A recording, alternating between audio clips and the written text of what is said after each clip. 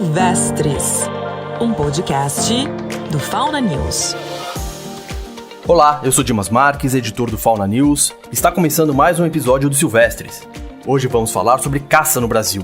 Mais especificamente sobre o esforço que alguns setores da sociedade estão fazendo para legalizar essa prática tão cruel e danosa aos ecossistemas. Para esta conversa, convidei o presidente do Mater Natura, Instituto de Estudos Ambientais, Paulo Pizzi.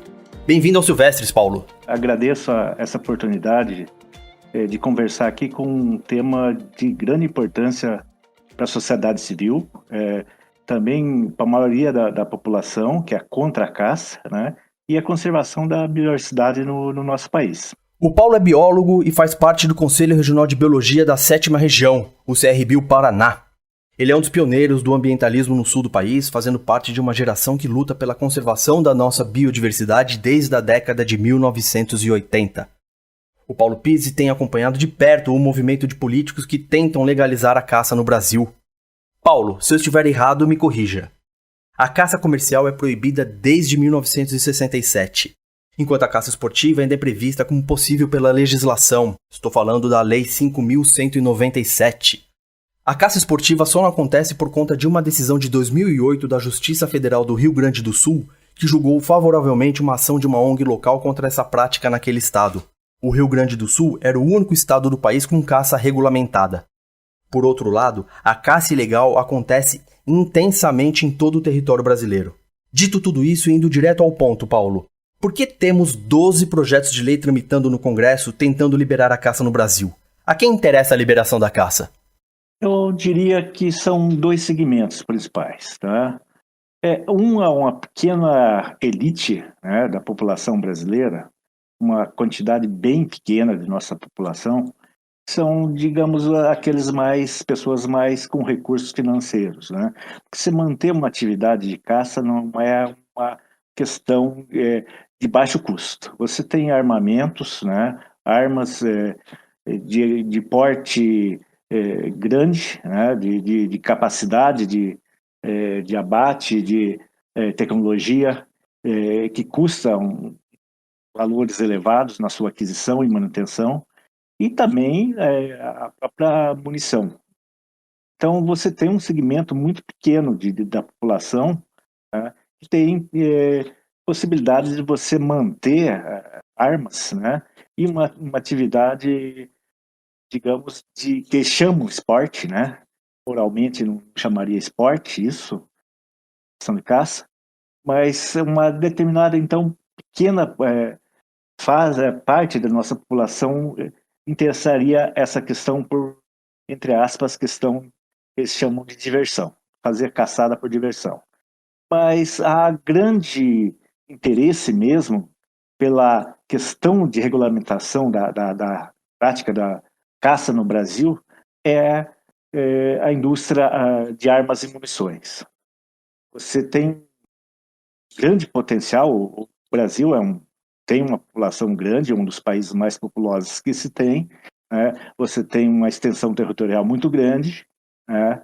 E você tem, então, um grande mercado potencial para ampliação aqui no Brasil, porque tem ainda, só nos últimos anos, que começou a crescer esse mercado, né? Foi um mercado muito reprimido, entre aspas, aí, pela nossa legislação, né? Pelo próprio interesse também e o perfil da nossa sociedade, né? Então, é uma área que tem grande interesse comercial para a indústria de armas e munições. Eu vejo que esse é o principal incentivador desses projetos de leis que começaram a pipocar, né, a crescer muito nos últimos 5 anos. A gente pode então colocar que a questão da caça está inserida dentro de um contexto atual de uma política de incentivo ao acesso às armas, né? Já que existiria então um interesse das indústrias de armas e munições e representantes do setor político estariam defendendo esses interesses, né? Eu não vou deixar de passar a oportunidade de informar a você que está me ouvindo agora quem são os autores desses 12 projetos de lei que tentam legalizar, liberar a caça no Brasil. A gente tem o senador Wellington Fagundes, do PL do Mato Grosso, que inclusive foi reeleito nessa última eleição. O senador Marcos Rogério, do PL de Rondônia. O deputado federal Alexandre Leite, do União Brasil de São Paulo, que inclusive foi reeleito como deputado federal. E tem 3 projetos de lei tramitando que abordam a questão da caça. O Onyx Lorenzoni, né, do PL do Rio Grande do Sul, ele é deputado federal eleito, mas é ex-ministro do presidente Jair Bolsonaro e atual candidato a governador no Rio Grande do Sul. Ronaldo Santini, do Podemos do Rio Grande do Sul, este com 2 projetos de lei. Ele é ex-deputado federal e ele é atualmente deputado estadual pelo Rio Grande do Sul e se reelegeu. Temos o deputado federal Rogério Peninha Mendonça, do MDB de Santa Catarina, com 2 projetos de lei. Nessa última eleição ele não saiu como candidato. O ex-deputado federal Valdir Colato, do MDB de Santa Catarina. O Valdir Colato ficou bastante conhecido depois de 2016 por ser o autor do famoso PL da Caça, o PL 6268. Ele não se reelegeu como deputado federal na última eleição. Tentou sair candidato, saiu candidato novamente agora e não se reelegeu. E por fim temos o Nilson Steinzak, do Progressistas de Santa Catarina. Ele atualmente é suplente a deputado federal. Além desses deputados autores de projetos de lei, há outros parlamentares que apoiam essas iniciativas. É o caso, por exemplo, do deputado federal Nelson Barbudo, do PL do Mato Grosso. Ele foi relator de vários desses projetos de lei na Comissão de Meio Ambiente e Desenvolvimento Sustentável da Câmara dos Deputados, dando parecer favorável à aprovação desses projetos de lei. Um detalhe, o Nelson Barbudo foi candidato à reeleição nessa última eleição e não foi reeleito como deputado federal. Apesar de já terem sido divulgadas 3 grandes pesquisas de opinião com a população brasileira sobre a caça, em que em todas elas o resultado foi acima de 90% contra a liberação da prática da caça no Brasil, Paulo, você acha que estamos perto do retorno da caça esportiva, por exemplo? Olha, a gente tem acompanhado o tema basicamente desde final de 2016. Né? A partir desse período, nunca vimos uma movimentação tão grande, né, em favor de uma modificação na legislação e que permita a retomada da caça, porque a caça já é proibida no país há mais de 50 anos. Ela é proibida desde janeiro de 1967. Então, principalmente aí nos últimos 2, 3 anos, né, nós temos visto uma retomada grande. Em 2016, a gente só tinha um projeto direto, né, que tinha o objetivo de liberar a caça no Brasil, que era um projeto de lei que alterava a Constituição, né, do deputado Rogério Peninha, de Santa Catarina, uma proposta de 2014. Esse projeto continua tramitando, então já está tramitando há alguns anos, mas não houve praticamente avanço. A partir de final de 2016, surgiu uma proposta bem polêmica e conhecida em todo o Brasil, que foi uma proposta do então deputado Valdir Colato, né, que é o PL 6268, de finalzinho de 2016. Foi apelidado de PL da Caça, né? Mas na sequência disso já vem uma série de propostas de lei que, direta ou indiretamente, tá, diversificaram. Como você colocou, nós identificamos 12 propostas tramitando na Câmara e no Senado, a maior parte na Câmara, que visa flexibilizar a legislação e permitir a caça no país. Dessas PLs aí a gente pode priorizar depois que o processo do PL do Colato praticamente parou na Câmara, já que ele não foi reeleito em 2018, né, nas eleições de 2018, nós temos como prioridade, nesse sentido, o PL 5544. Né?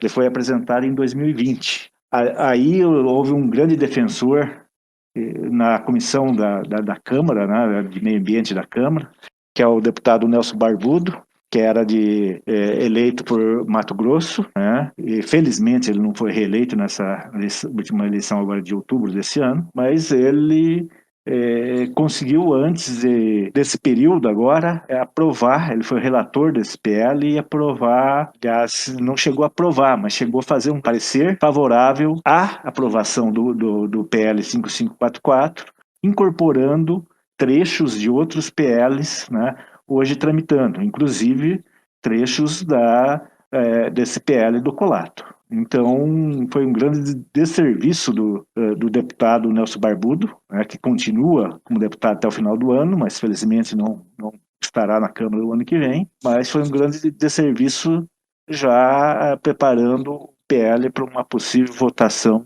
nessa comissão de meio ambiente da Câmara.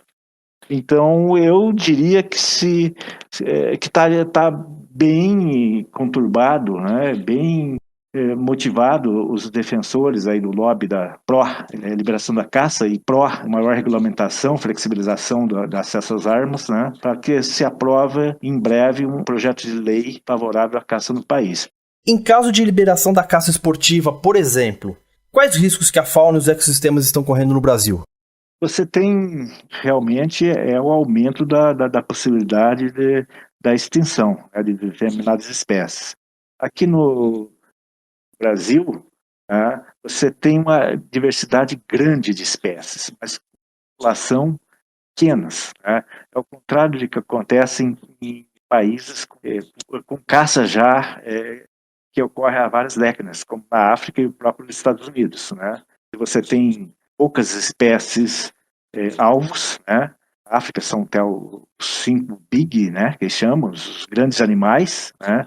São mamíferos de grande porte, mas que têm uma população bem maior. Aqui no Brasil você tem poucas espécies de porte maior, tá? E mesmo essas espécies de porte maior, que poderia ser considerada cinegética, ou seja, alvo de caça, tá? Ela tem uma população menor, são mais territorialistas, ou você sabe mais aonde encontrá-las, ou seja, você tem uma possibilidade de ter uma demanda de caça superior à capacidade natural de reprodução do animal. Tá? Então, a possibilidade de extinção é maior. Você tem também contribuindo para a extinção e principalmente para a deterioração da saúde da população, que se chama hoje erosão genética, ou seja, você tem uma população, um determinado animal que é caçado, que o caçador vai atrás do animal de maior porte, né? Aquele com capacidade que dê desafio para eles caçarem. Ele não está interessado em um animal doente, um animal que se move com baixa velocidade, ele quer desafio. E justamente esse animal mais forte são o que mais importância tem dentro de uma população, porque ele se reproduz mais, se transmite genes de melhor qualidade, né, na sua prole, deixando uma população mais resistente a doenças, mais aptas para a questão de resistência climática, né?